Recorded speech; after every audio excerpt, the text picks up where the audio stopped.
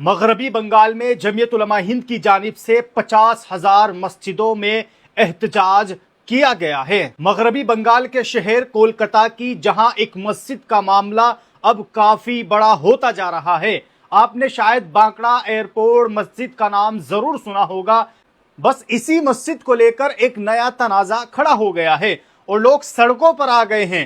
اب سڑکوں پر آنے کا مطلب یہ نہیں کہ کوئی ہنگامہ ہوا ہے، بلکہ معاملہ کیا ہے اور لوگ کیا کہہ رہے ہیں، چلیے میں آپ کو بہت ہی آسان زبان میں سمجھاتا ہوں۔ دیکھیے، ہوا یوں کہ اس مسجد کے معاملے پر جمعیت علماء ہند، جو مسلمانوں کی ایک بڑی تنظیم ہے، اس کے صوبائی صدر کی قیادت میں لوگوں نے ایک احتجاج کیا، لیکن اس احتجاج کی سب سے خاص بات یہ تھی کہ یہ بالکل پرامن تھا، یعنی کوئی توڑ پھوڑ نہیں ہوئی، کوئی نعرے بازی نہیں ہوئی، بس خاموشی سے اپنے غصہ اور اپنی فکر کا اظہار کیا ہے۔ اب اس تنظیم کے صدر نے ایک بہت بڑا دعویٰ بھی کیا ہے۔ ان کا کہنا ہے کہ جمعے کے دن یعنی جمعے کی نماز کے وقت پوری مغربی بنگال کی تقریباً 55,000 مسجدوں میں نماز پڑھنے والے لوگوں نے اپنے ہاتھوں پر کالی پٹیاں باندھی ہے۔ اب آپ ذرا خود سوچئے کہ 55,000 مسجدیں یہ کوئی چھوٹی بات نہیں ہے۔ اتنی بڑی تعداد میں لوگوں کا کالی پٹی باندھ کر نماز پڑھنا یہ دکھاتا ہے کہ لوگ معاملے کو لے کر کتنے زیادہ سنگین بتائے جا رہے ہیں۔ اب آپ سوچ رہے ہوں گے کہ آخرکار یہ کالی پٹی کیوں باندھی گئی اور اس کا مقصد کیا تھا؟ تو بھائی، جمعیت علماء ہند کے صدر کا کہنا ہے، یہ صدر مغربی بنگال کے صدر ہے، کہ یہ ایک پوری مہم ہے جس کا نام انہوں نے مسجد بچاؤ مہم رکھا ہے۔ لیکن مسلم تنظیموں اور عام لوگوں نے یہ صاف کر دیا ہے کہ وہ اپنی مسجد کی حفاظت کے لیے ہر قانونی اور پرامن طریقہ اپنائیں گے۔ انہوں نے واضح کیا ہے کہ وہ قانون کو ہاتھ میں نہیں لیں گے، لیکن اپنی بات سرکار تک پہنچا کر رہیں گے۔ وہیں دوستو، آپ کو بتاتے چلے کہ راجستھان کے کچھ سرحدی علاقوں میں انتظامیہ کی طرف سے بلڈوزر چلانے کی کارروائیاں ہو رہی تھی۔ اس معاملے کو لے کر متاثرہ لوگ اور تنظیمیں عدالت پہنچی اور اب ملک کی سب سے بڑی عدالت یعنی سپریم کورٹ نے اس پر بڑا فیصلہ سنا دیا ہے۔ اس پورے معاملے کو لے کر جمعیت علماء ہند سپریم کورٹ پہنچی اور اب سپریم کورٹ نے اس معاملے پر ایک بڑا فیصلہ سنا دیا ہے۔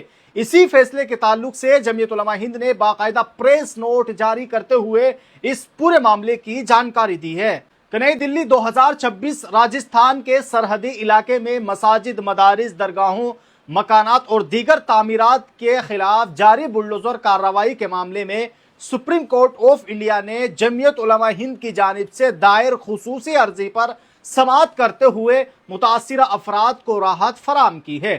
عدالت نے متعلقہ املاک کے خلاف 2 ہفتے تک تمام بلڈوزر کارروائیوں پر روک عائد کرتے ہوئے ہدایت دی ہے کہ درخواست گزار اپنے قانونی اور آئینی نکات کے ساتھ راجستھان ہائی کورٹ جودھ پور کی ڈویژن بینچ سے رجوع کر سکتے ہیں۔ صدر جمعیت علماء ہند حضرت مولانا محمود اسد مدنی کی ہدایت پر 40 متاثرین کی جانب سے دائر اس عرضی کی سماعت کے دوران جمعیت کی طرف سے سینئر ایڈوکیٹ کپل سبن نے تفصیلی اور مؤثر دلائل پیش کیے، جبکہ سینئر وکلاء حذیفہ احمدی، نظام پاشا، طاہر حکیم، ایڈوکیٹ آن ریکارڈ منصور علی خان نے بھی مقدمے کی پیروی کی ہے۔ اب واضح رہے کہ 20 جون 2026 کو جمعیت علماء ہند کا ایک اعلیٰ سطحی وفد راجستھان کے متاثرہ سرحدی علاقے پہنچتا ہے، جس نے زمینی صورتحال کا جائزہ لیا، متاثرہ خاندانوں سے ملاقات کی اور بلڈوزر کارروائیوں کی تفصیلات جمع کی۔ وفد کی رپورٹ کی بنیاد پر متاثرین کی جانب سے تقریباً 40 عرضیہ راجستھان ہائی کورٹ جودھ پور میں دائر کی گئی، جبکہ دیگر متاثرین نے بھی انفرادی طور پر عدالت سے رجوع کیا، جس کے نتیجے میں مجموعی طور پر تقریباً 60 مقدمات عدالت کے سامنے آئے۔ 7 جولائی کو دلائل مکمل ہونے کے بعد راجستھان ہائی کورٹ نے 13 جولائی کو اپنا فیصلہ سنایا۔ مطلوبہ قانونی راحت نہ ملنے پر جمعیت علماء ہند نے فوری طور پر سپریم کورٹ سے رجوع کیا۔